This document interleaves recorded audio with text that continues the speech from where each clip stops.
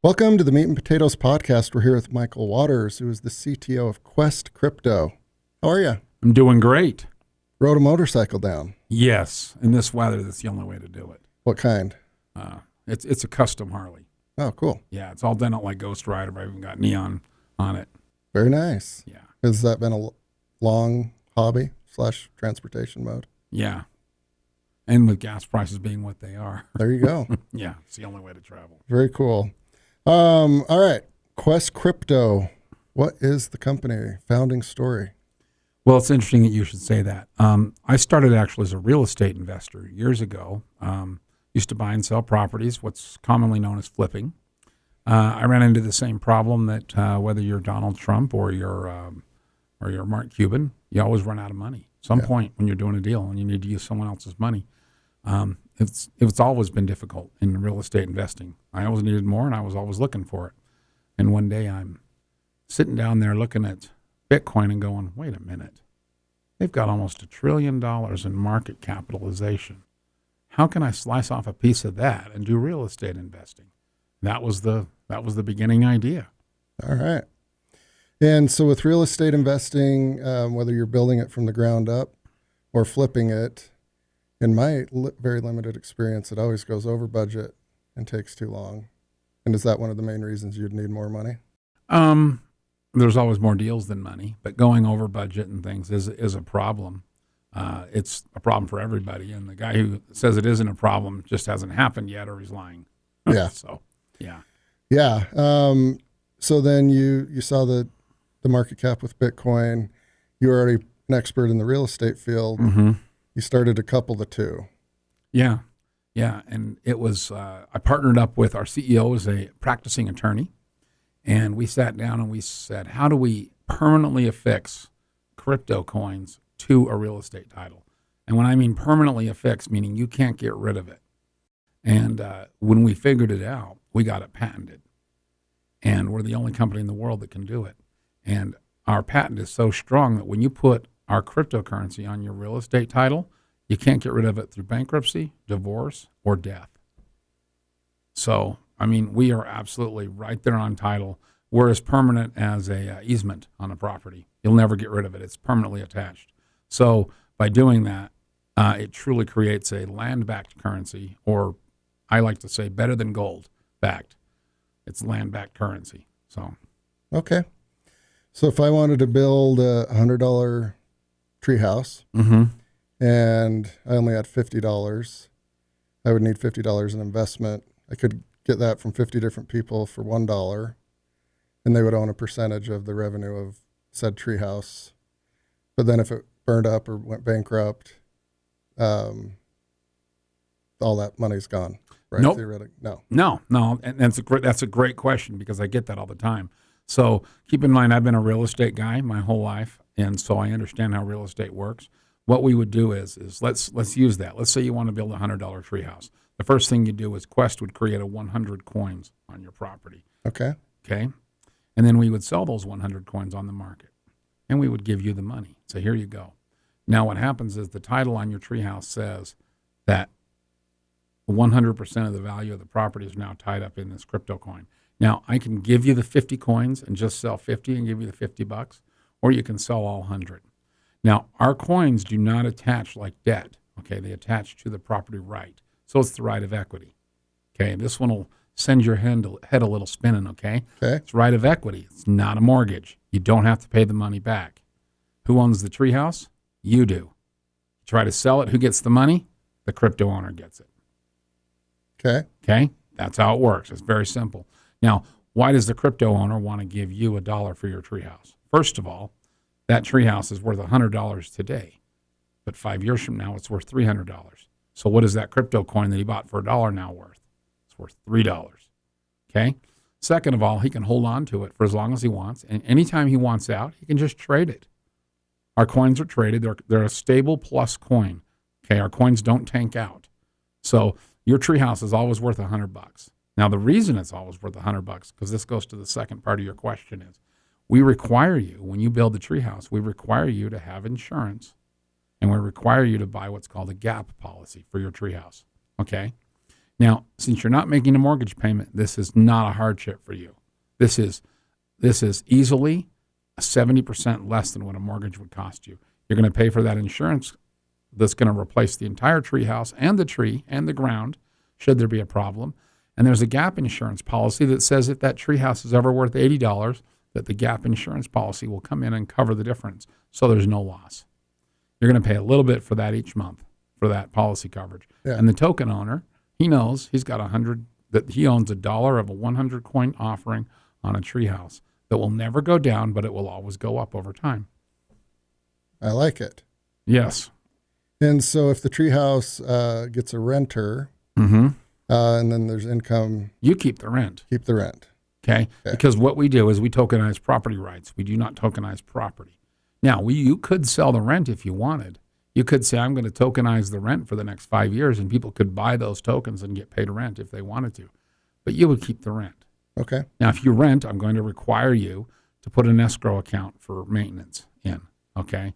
I'm going to require you as the treehouse owner to say, well, if you're putting a tenant in now, X percent of your income has to go to maintenance of the property for upgrades, for paint, for carpet, to keep the tree trimmed and make it look nice. So that way, you're not going to suddenly one day go, the treehouse is a pile of garbage and I can't rent it anymore and walk. You're going to keep it maintained at all times. So, again, you get the rent, but what does the owner get in that case? Well, the owner may not be getting a portion of the rent, but rental properties are worth a multiple of the rent. So as the rent goes up, the property value goes up even more. Okay.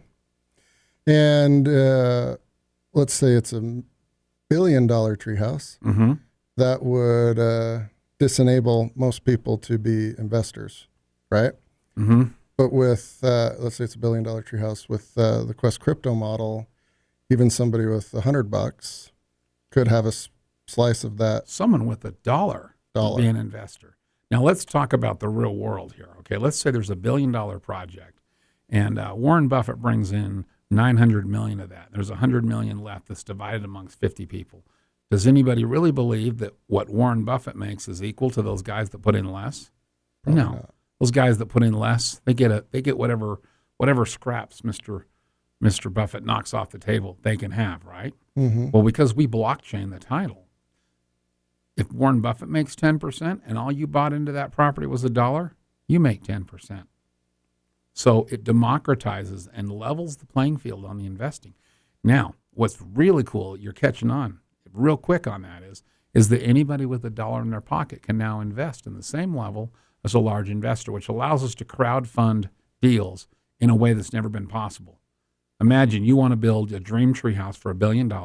You create the offering. You put the coins out. The coins build the tree house, and everybody that put in $1 now owns a portion of the equity of that property. Yeah. It's fantastic. And you don't care about the cap table because that's what you guys That's handle. Right. And so if a property's sold, how it's handled is the property is sold, and let's assume that it was sold for more than what was originally done, because we have a gap policy, like I said. So if it went for less, the insurance company would handle. So let's just say that the property was a $10 million property, and now it's sold for $20 million. What would happen is the $20 million sale would be dropped into the smart contract and divided evenly amongst all the token owners. So now the token owner that says, hey, I have $1 token, whoa, it's worth $2.10 now. Yeah. And they would be issued either USDC, or they could take that Quest and they could immediately drop it into another project. Yeah. So it's that simple. And the blockchain takes that honesty, that no trust environment, and just makes it impossible to refute. Yeah. Because in our smart contracts, Garrett, this is what I'm really proud of. We publish everything. We take the appraisals to the property. We take the HUD-1 from the sale of the property. We take all that and put it into the smart contract. So if the guy goes, I bought this token for $1 and I sold it for $2, is that legit? He can look and say, oh, look, it sold for $20 million, 10 million tokens issued. Everybody got $2. I was treated fairly. And that's at the ledger, correct? Yeah, that's with the ledger. So by blockchaining title, it eliminates the ability for people to magically put their thumb on the scale or tip it their way, one way or the other. It's just, it's painfully even-handed. And so we feel it's going to attract the common everyday guy with $10, $15, $100 that wants to be in real estate investing. Yeah. So you could theoretically go on vacation to Boca Raton, Mm-hmm. and there was maybe a Quest crypto project there. You're walking by and say, I own a piece of that Right. property. And remember earlier when I said that it's irrevocably attached to the title, the way we've done that is even if the project went bankrupt, if the title was sold and dissolved, all the tokens are protected. There's no way. We've already tested it. It survived bankruptcy court. The bankruptcy judge respected the crypto and paid out the crypto 100% as what was owed. So there's no way for it not to suddenly find that your crypto's not attached. Interesting. Yes. All of that sounds really cool and like a lot of work. It's a ridiculous amount of work. You've got real estate, lawyers, patents, crypto. By the a lot of way, moving parts. you mentioned lawyers. I got to just tell you, we're probably the only tech company on Silicon Slopes that actually has more lawyers on our payroll than tech guys. Okay. We do. We have almost 30 lawyers that work for us, and our development team is not 30 people. Wow. So, we laugh that we'll probably always be that way. Yeah. That is interesting. And I'd imagine if you were an attorney in this field, because a lot of it's new, right? Like you're solving problems that you're discovering in real time. Right. Thus the 30 roster. We got 90 applications for our last lawyer appointment in about 10 minutes. Wow. Because the lawyers, they want to be involved in crypto and real estate because it's so cutting edge. It's so new that literally they're going to be where the laws are written. They're going to be in the room when the laws are written, and they want to be at the forefront of that. They think it's a great advance for their career. Yeah. All right. So let's reverse for a little while. I've found in my studying of Web3 and crypto that there's a big learning curve. I'm not the sharpest knife in the drawer, but even for smart people, there's a learning curve. Absolutely. So you've got the thesis and idea in your brain. Obviously, you're forming a team to help with that. But how long did it take for you to be comfortable with the crypto and Web3 side as it pertained to your business model that it would work? So I know how real estate worked. And so actually, funny story, we took a property that I owned in West Valley City. And for those that aren't listening that don't know West Valley City, that's not a great neighborhood. It's not.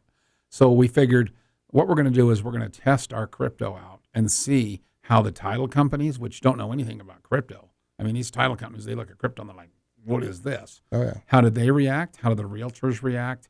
How do the title insurance companies react? So we figured all these people that don't know anything about crypto, we're going to just throw this property in. So we put full crypto on it. We put everything crypto on the title, everything that our business was licensed and IP'd and all of our patented stuff. We threw it on all the property, and then we said, let's going to sell it now. We're just going to sell the property and see how everybody reacts. We wanted to see if the chickens and everybody would run loose and go, the sky is falling. A little bit of that happened, a little bit. Some of the title officers are going, I have no idea what this is. I mean, I'm looking at what you have on here, and I have no clue. And then we explained to them, and they're like, let me make some calls. And they made some calls, and then title insurance company said, okay, yeah, we'll issue an insurance policy around that. And they talked to some of our lawyers, and they worked through the process. And what happened was we were able to convey the property to a new buyer. We were able to collect all the money from the close and distribute it to the token owners. And we were able to issue title insurance to the new buyer. And I mean, everything. It worked out great. The HUD-1 came out at 0, so it showed that the owner of the property got nothing. And by the way, the owner of the property probably had ownership in the crypto. So he would have gotten paid on the crypto, but he didn't get paid at the title company. Everybody that owned crypto got paid, and it worked. And then we diagrammed the process, and we found out what was weak about it, and we did it again, and we did it again until finally we now have a nationwide title insurance company that will look at our stuff and go, all right, we know what that is. We know how to do it. We know how to write the policies. So if they can learn, everybody can learn. But it's a lot to take in. I do embrace that. Yeah. Those conversations would have been very interesting to watch, the lawyers going back and forth. So you've got to educate pretty much everyone, your customers, your partners. At some point, you're going to have to educate them. Right.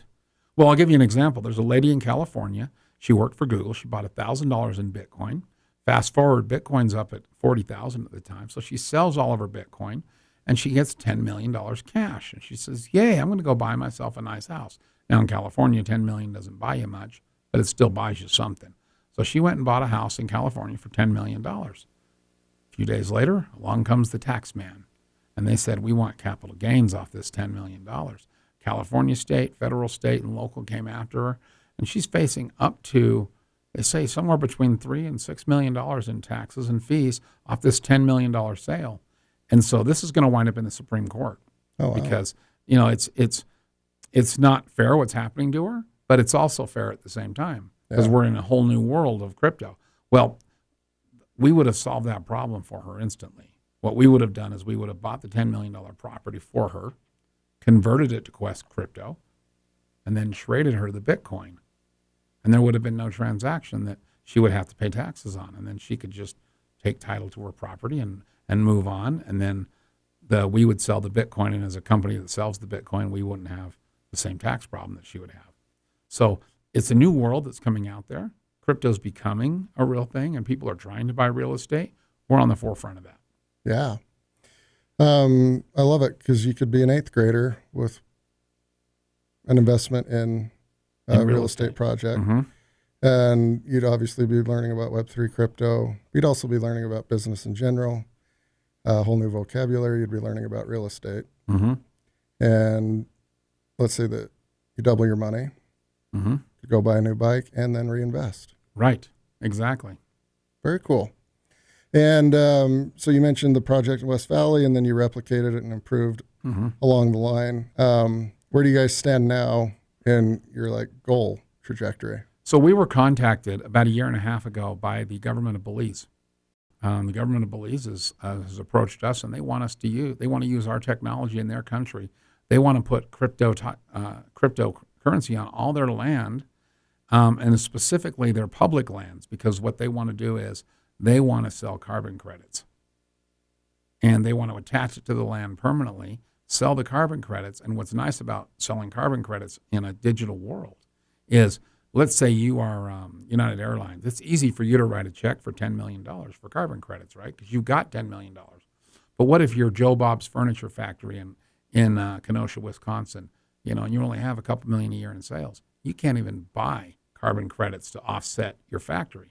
Yeah. Well, you can come to Belize now, and you can buy these tokenized carbon credits that are attached to real land. You can buy those, and you can only buy $1,000 worth or $10,000 worth, and still now on a portion of a carbon credit.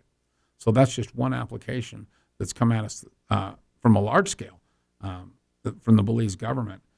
We're also building a medical facility in Belize right now, and we're using crypto to fund the surgeries. And this is what we're really proud of, okay? So check this out. Let's say you want to get a knee replacement and you can't afford to get it done in the U.S. You can convert your home equity into Quest Crypto. Our facility in Belize will take your Quest Crypto and pay for the surgery.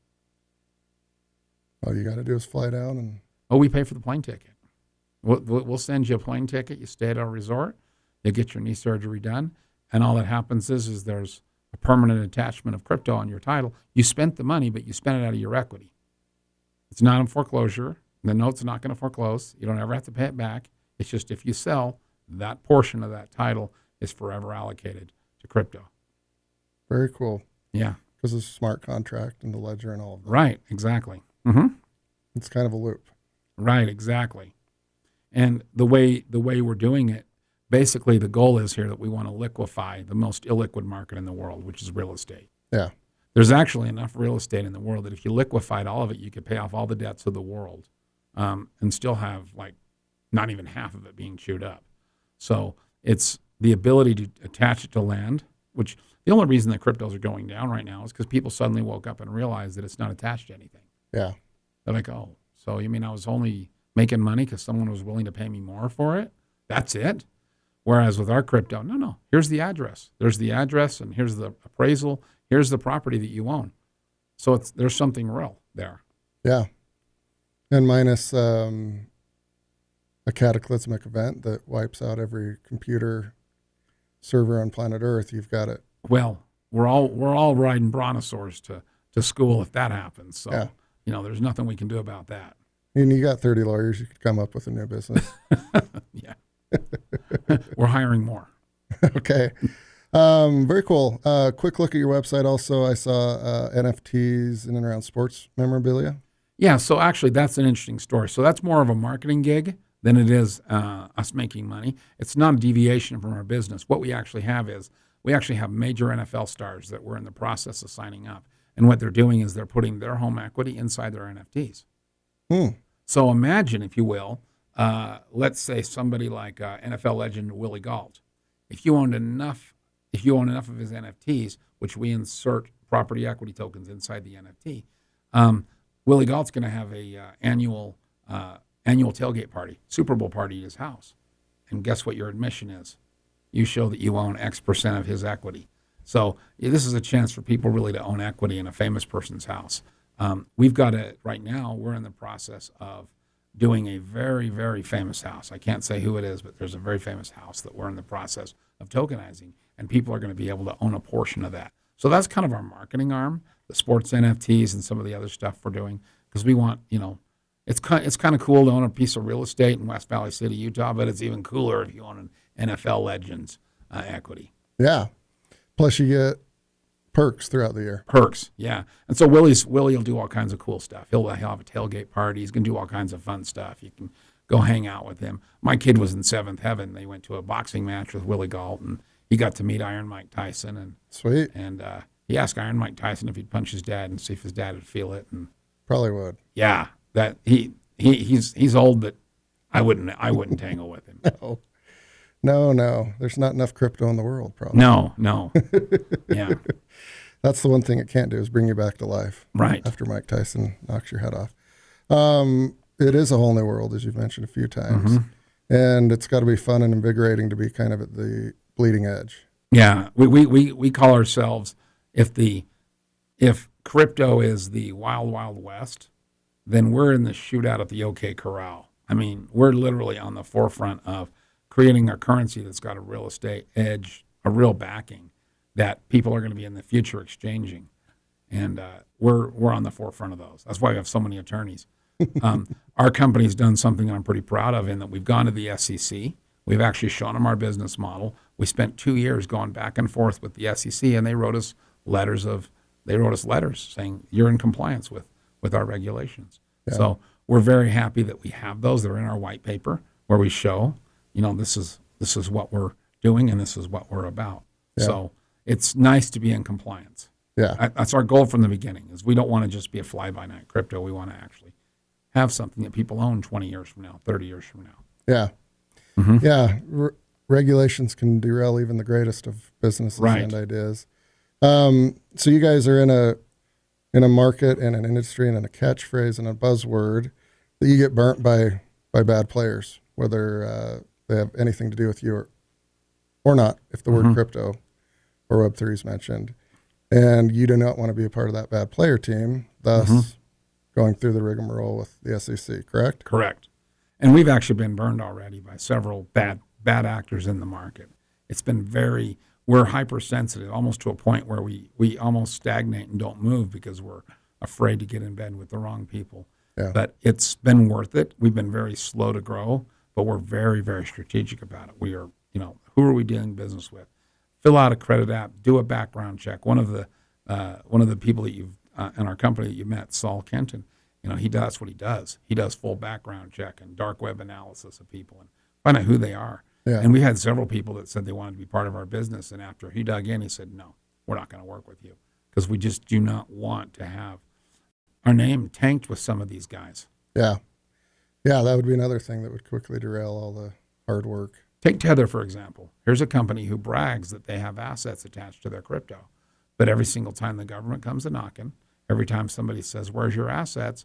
they're pointing in various directions, changing the subject and moving across town. Yeah. That's going to catch up with them. Yeah. And when the day comes, that people find out that Tether's not backed the way they say it is, boom, what's it going to do? It's going to create a worthless currency. We started out from the beginning. You buy one of our coins, in the smart contract will take you to the deed. It'll take you to the registered owner of the property. It'll show you appraisals. It'll show you everything. Yeah. It'll even let you see the documents that are recorded at the recorder, so you can see the whole process. And you go, "I'm buying that. I'm really buying that." Yeah. And that's where we think that above board honesty is what's going to survive this current cataclysm that crypto's in. Yeah.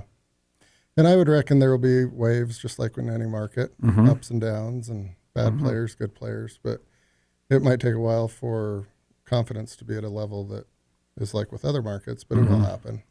Yeah. And I think we're actually ahead of our time in a lot of ways because we do have those challenges. You know, you have a great idea, you have something. And I thought, you know, my mom still thinks that I'm, you know, are you going to go to jail for that crypto thing you're doing? It's like, no, I'm not, you know, because she doesn't understand it. Yeah. And I finally got my mom to buy Bitcoin, which was a big accomplishment in my family. Yeah. But now she, you know, calls me every day. It's down, it's up, you know. Yeah. But, you know, it's a learning curve. But it's, you know, I firmly believe that crypto is going to be the medium of exchange 20 years from now. Yeah. That paper money, all these things that the government mass prints is going to go out of fashion really quick. Yeah. Because people see it for what it is. Yeah. I mean, you know, we're paying $5 for a package of Oreos that 2 years ago we paid $2.50 for. So what was your paper money worth? Yep. You know, but if you look at the ledger of our crypto, there ain't no more printed. Yeah. You know, it's that's how much is printed of each one. So, Yeah.